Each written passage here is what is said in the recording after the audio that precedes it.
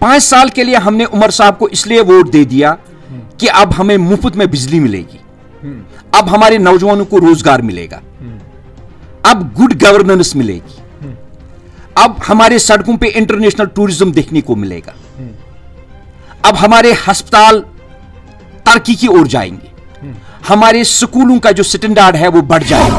2019 से यहाँ पे चूंकि सेंट्रल ही कंट्रोल कर रहा है पूरे जम्मू कश्मीर को, तब से आज तक यहाँ पे क्या तरक्की देखने को मिली? बिजली मुफ्त क्यों नहीं की गई? बाकी सारी चीजें जो आप बयान कर रहे हैं ये 2019 से लेके अब तक क्यों नहीं हुआ?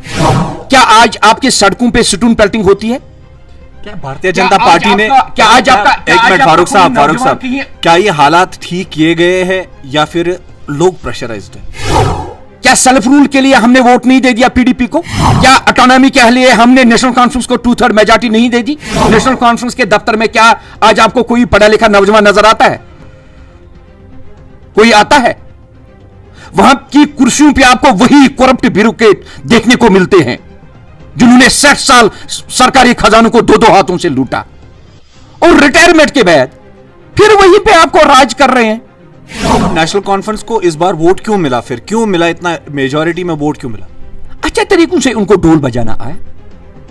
आपने भी सोचा, मैंने भी सोचा यार रोजगार बस अब तैयार है, आने वाला है बस।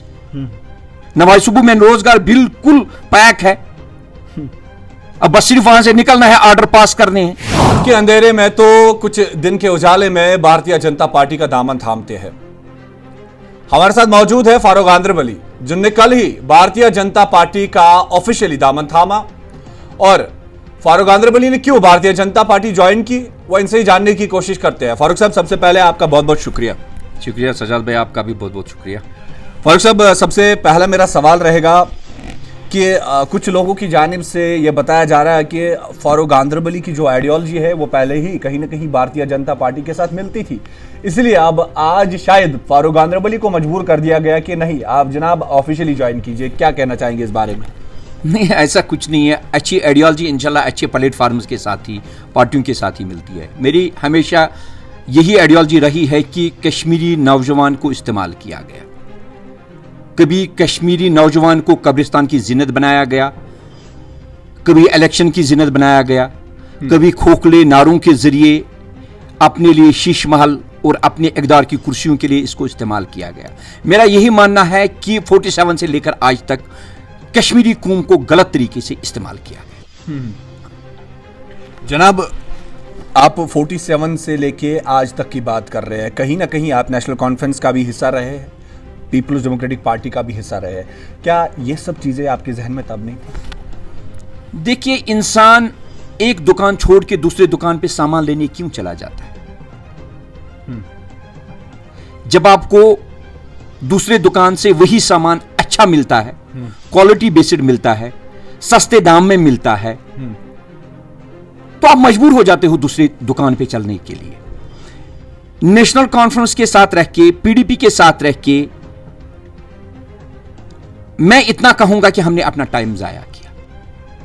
5 साल के लिए हमने उमर साहब को इसलिए वोट दे दिया कि अब हमें मुफ्त में बिजली मिलेगी, अब हमारे नौजवानों को रोजगार मिलेगा, अब गुड गवर्नेंस मिलेगी, अब हमारे सड़कों पे इंटरनेशनल टूरिज्म देखने को मिलेगा, अब हमारे अस्पताल तरक्की की ओर जाएंगे, हमारे स्कूलों का जो स्टैंडर्ड है वो बढ़ जाएगा। 2019 से यहाँ पे चूंकि सेंट्रल ही कंट्रोल कर रहा है पूरे जम्मू कश्मीर को, तब से आज तक यहाँ पे क्या तरक्की देखने को मिली? बिजली मुफ्त क्यों नहीं की गई? बाकी सारी चीजें जो आप बयान कर रहे हैं ये 2019 से लेके अब तक क्यों नहीं हुआ?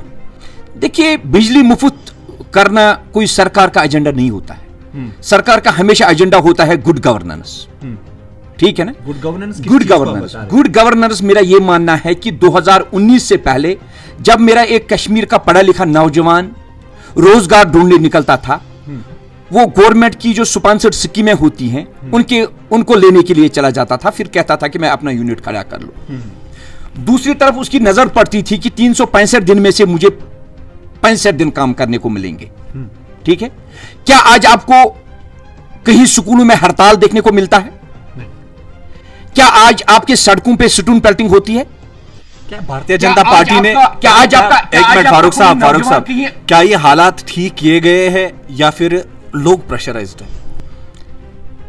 देखिए कहीं पे भी प्रेशर नहीं है। आप मुझे बताइए प्रेशर कहां पे है? क्या आप खुल के बात नहीं कर सकते? मैं खुल के बात कर रहा हूं, इसलिए आपसे पूछ रहा हूं। आपका जो डायमेंशन है वो डाइवर्ट किया जा रहा है, ठीक है ना?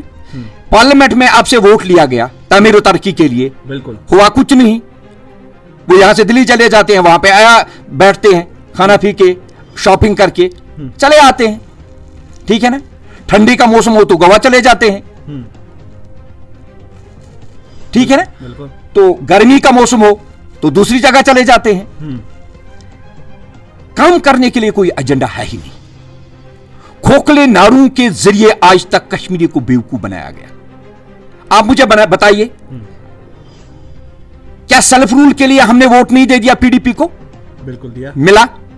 क्या ऑटोनॉमी के लिए हमने नेशनल कॉन्फ्रेंस को 2/3 मेजॉरिटी नहीं दे दी? दिया। क्या असेंबली में, हमारी असेंबली में रेजोल्यूशन पास नहीं हुआ? उस पर कुछ हुआ? आज तक कुछ हुआ नहीं। 4 बार 5 बार हमने उस मुद्दे पे सरकारें बनाई।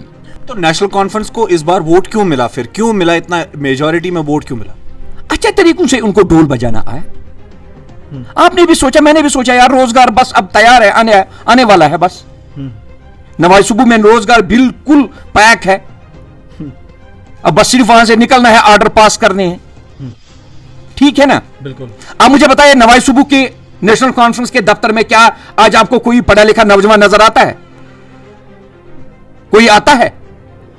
वहां की कुर्सियों पे आपको वही करप्ट ब्यूरोक्रेट देखने को मिलते हैं जिन्होंने 60 साल सरकारी खजानों को 2-2 हाथों से लूटा, और रिटायरमेंट के बाद फिर वहीं पे आपको राज कर रहे हैं। सरकार 60 साल के बाद एक इंप्लॉय को रिटायर क्यों करती है?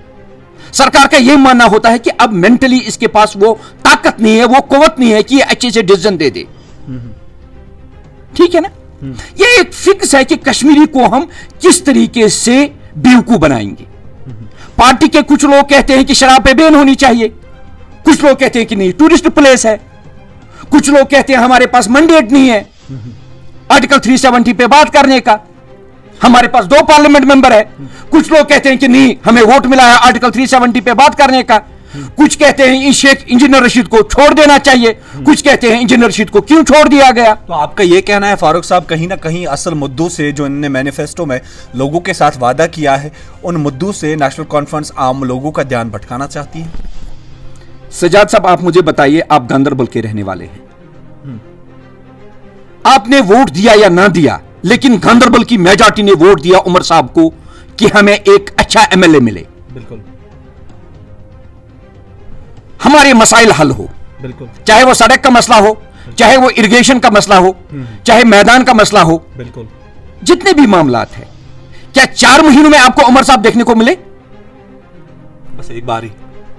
क्या आज तक नौजवानों के दरमियान बैठ के मेरे मेंबर पार्लियामेंट जिसको हमने वोट दी दिया, या मेरे एमएलए को, क्या कभी उसने लोगों के दरमियान रह के लोगों से पूछा कि आपको क्या चाहिए, मेरे को क्या करना है आपके इलाके में?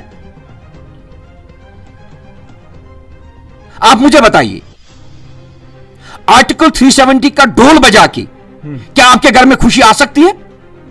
क्योंकि ये आपको भी पता है, ये मेरे को भी पता है, ये लाने वाले नहीं है, ना वो आ सकता है। ये तो उस ऑटोनॉमी को नहीं ला सके जो इन लोगों ने हमारी असेंबली में 2/3 मेजॉरिटी में पास की थी। इसलिए उस ऑटोनॉमी की बिल को रिजेक्ट किया गया, रद्दी की टोकरी में डाला गया, क्योंकि उस वक्त एनडीए की सरकार थी, क्योंकि एनडीए में बीजेपी पार्ट था नेशनल कॉन्फ्रेंस, तो उमर साहब को उस वक्त सरकार छोड़नी थी, बिल्कुल, ठीक है ना? फिर वो पास हो जाती है ना हो जाती, लेकिन मेजॉरिटी में हमारी असेंबली ने उसको पास किया था, बिल्कुल। तो कहां है वो? अब मुझे बताइए कहां है वो? तो अपने सियासी मफाद के लिए इन्होंने ऑटोनॉमी को भी रद्दी की टोकरी में डाल दिया। यार मैं इतना कहूंगा कि जिस दिन आपके गांदरबल का पेशेंट आपके डिस्ट्रिक्ट अस्पताल में जाके यही कहेगा कि मेरे को हर एक टेस्ट यहां पे करने को मिला, मेरे को हर एक डॉक्टर यहां पे अवेलेबल था, जिस दिन आप ये सोचोगे कि मेरे बच्चों को क्यों प्राइवेट स्कूल में जाना है, उस सरकारी स्कूल में जाएगा, उस लेवल का स्कूल आपको मिलेगा। कोई ऑटोनॉमी की बात नहीं करेगा, कोई सेल्फ रूल की बात नहीं करेगा, कोई 370 की बात नहीं करेगा। फारूक साहब, सवाल रहेगा यहां पे कि चूंकि आर्टिकल 370 को एब्रोगेट किया गया है, 35A को जम्मू कश्मीर से हटा दिया गया है, उसके बावजूद भी आपको लग रहा है जम्मू कश्मीर के लोग भारतीय जनता पार्टी पे भरोसा जताएंगे? देखिए, बदलाव की जरूरत है। जिस दिन आप ये समझेंगे कि सरकार ने एक इंसान को, एक एम्प्लॉय को 60 साल के बाद रिटायर कर दिया, तो जिस कुर्सी पे वो बैठा है उस कुर्सी पे एक पढ़ा लिखा नौजवान होना चाहिए, जिसके पास एक आइडियोलॉजी हो, जो नौजवानों का दर्द समझे, जो नौजवानों का दुख समझे, जो ये समझे कि बेरोजगारी क्या होती है, वो बेरोजगारी का समाधान ढूंढेगा, वो उसका सलूशन ढूंढेगा।